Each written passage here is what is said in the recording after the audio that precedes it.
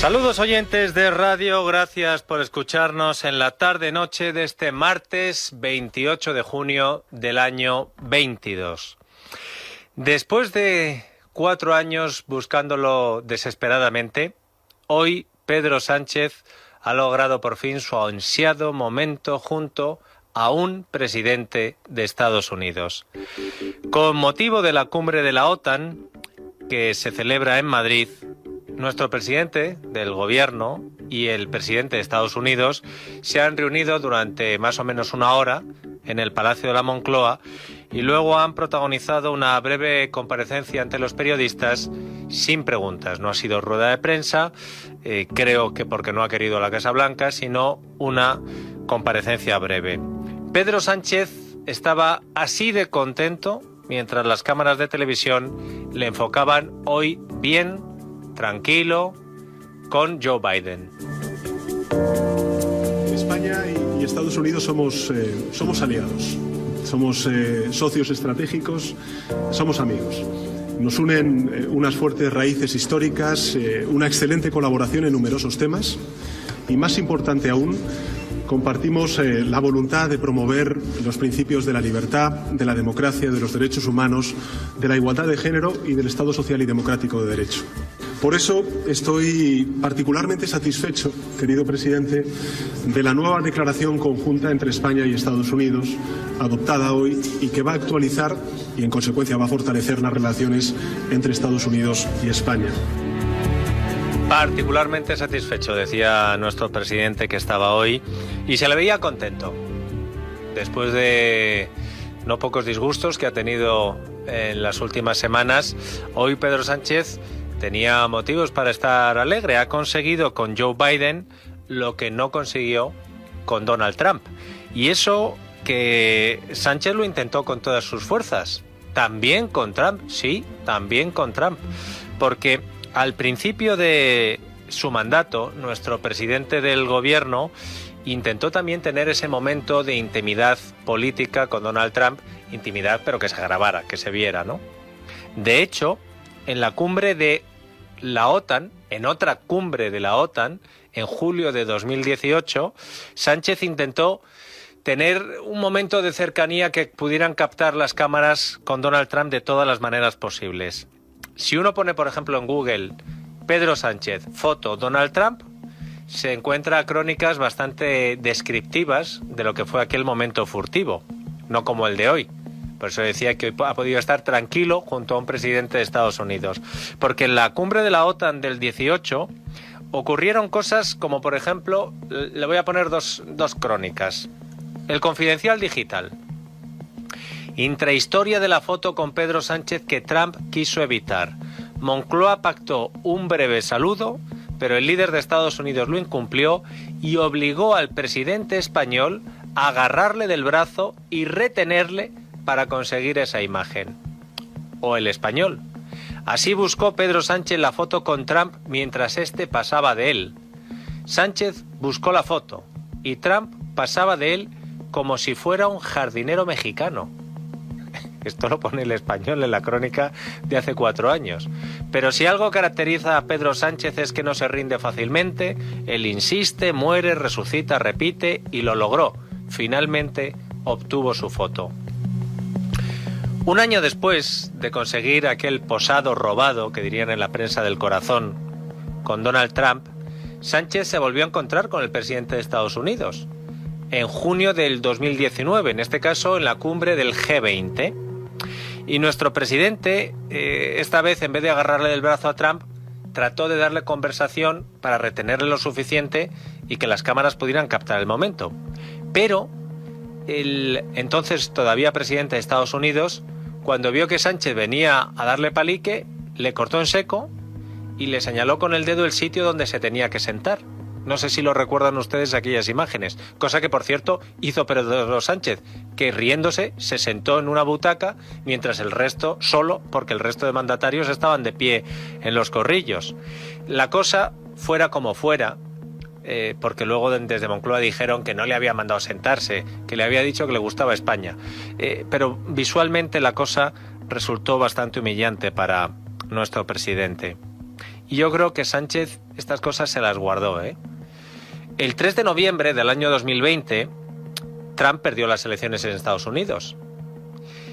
Y ya sabiendo que no iba a ser a Trump al que le tenía que suplicar una foto, un encuentro, una rueda de prensa, el presidente español, Pedro Sánchez, decidió pasar todas las facturas por esos desplantes. Y pasó las facturas a Trump, pero atizándole al Partido Popular. Fue el 18 de noviembre de 2020, poco después de que Trump perdiera las elecciones, en el Congreso de los Diputados en España, Sánchez dijo esto. Ustedes practican la política del trumpismo, sí, la política del trumpismo. Primero, polarización, para intentar volar todos los puentes y que no haya diálogo y la necesaria unidad que necesita nuestro país. En segundo lugar, lo que hacen ustedes también es mentir, fake news, desinformación, mienten sin rubor en todos los frentes, señoría. Y tres, señor Casado, tres. Como Trump en Estados Unidos, ustedes no reconocen la derrota electoral. Usted, señor Casado, junto con la ultraderecha, siguen a pies juntillas la técnica del trumpismo y tendrán su mismo final, el fracaso y la derrota electoral. La política del trumpismo, repitió varias veces Pedro Sánchez. Como ven, todo lo que se había callado durante años, mientras perseguía la foto o el encuentro con Donald Trump, como los fans hacen con los jugadores de fútbol o los cantantes de rock, Sánchez lo soltó en aquella sesión de control, lo que se había callado, y dijo que para él la política del trumpismo consistía en fake news, propagar mentiras, polarizar la política y no reconocer la derrota electoral.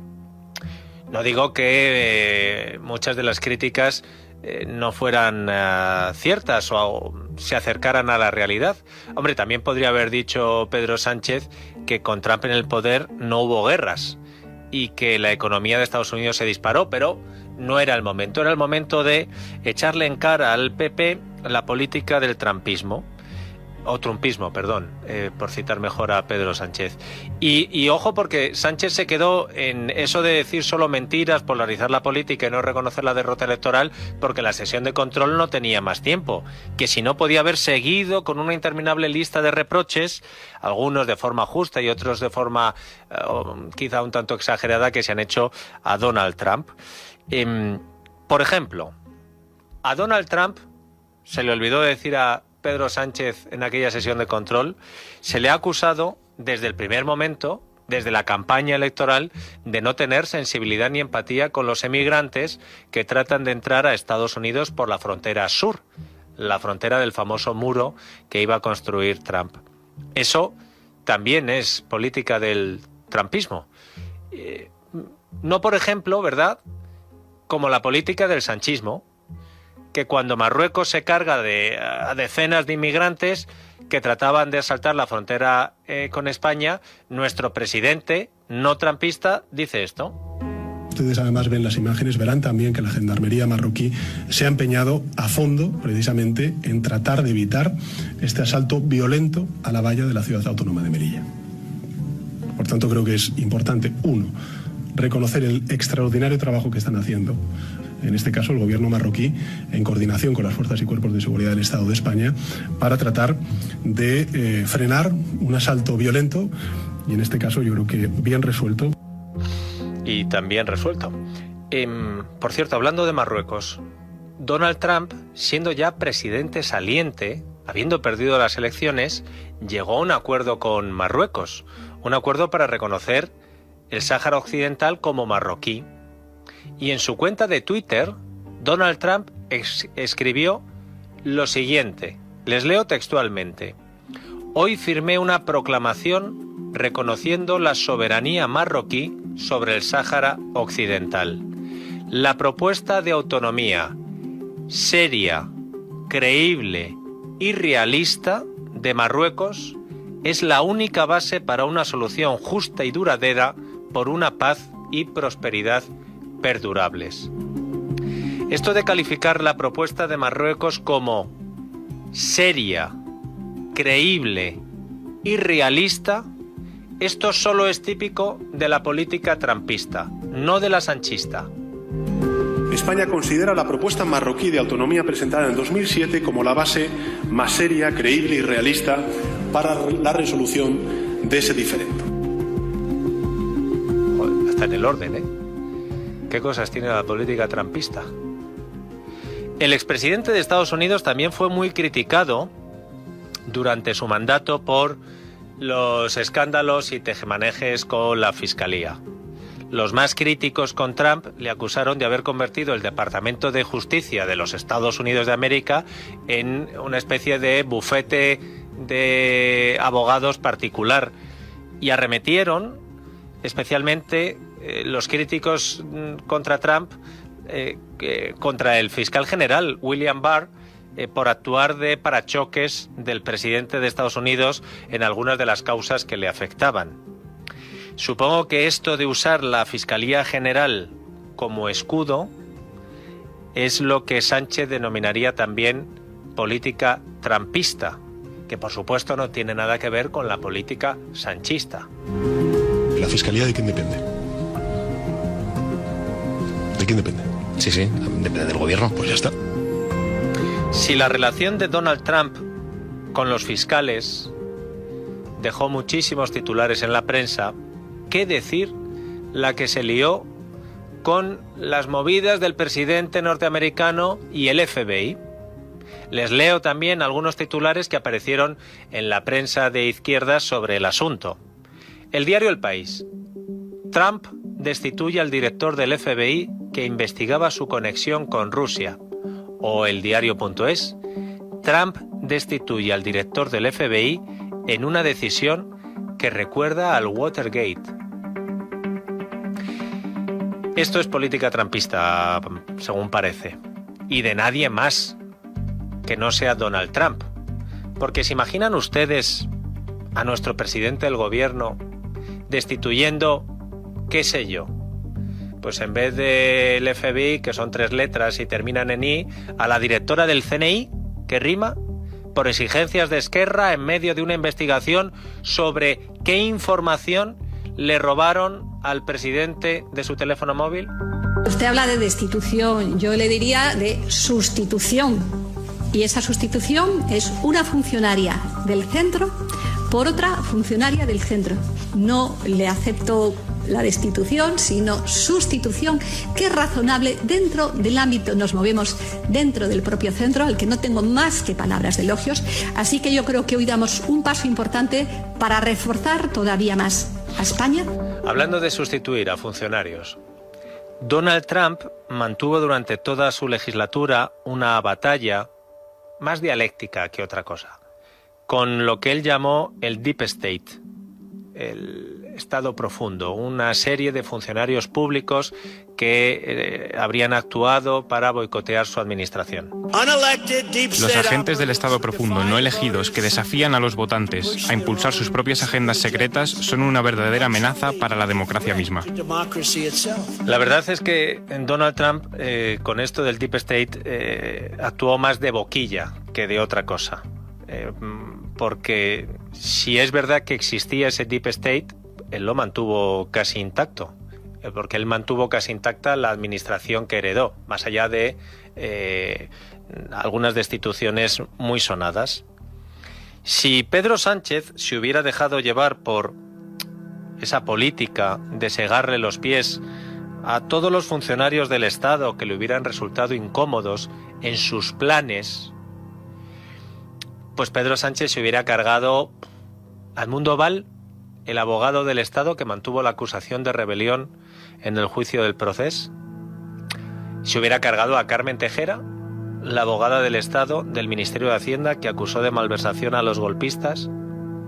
Al coronel Pérez de los Cobos, el jefe de la comandancia de la Guardia Civil, que se negó a desobedecer a una juez pese a las presiones del Ministerio del Interior. A José Antonio Nieto, el jefe del Servicio de Prevención de Riesgos Laborales de la Policía Nacional, que alertó de que llegaba una pandemia y que exigió mascarillas para los policías. O a Esperanza Zambrano, la jefa del área de reclamaciones del Consejo de Transparencia y Buen Gobierno, que exigió información al gobierno sobre la gestión del COVID o los viajes del presidente en Falcon? ¿O a Rosa Menéndez, presidenta del CSIC, el Consejo Superior de Investigaciones Científicas, por lo visto por ser demasiado científica? ¿O a Juan Rodríguez Po, presidente del Instituto Nacional de Estadística, el último en caer? Un señor que pensó que en las estadísticas solo mandan los números y no los políticos, y eso le ha hecho perder el puesto.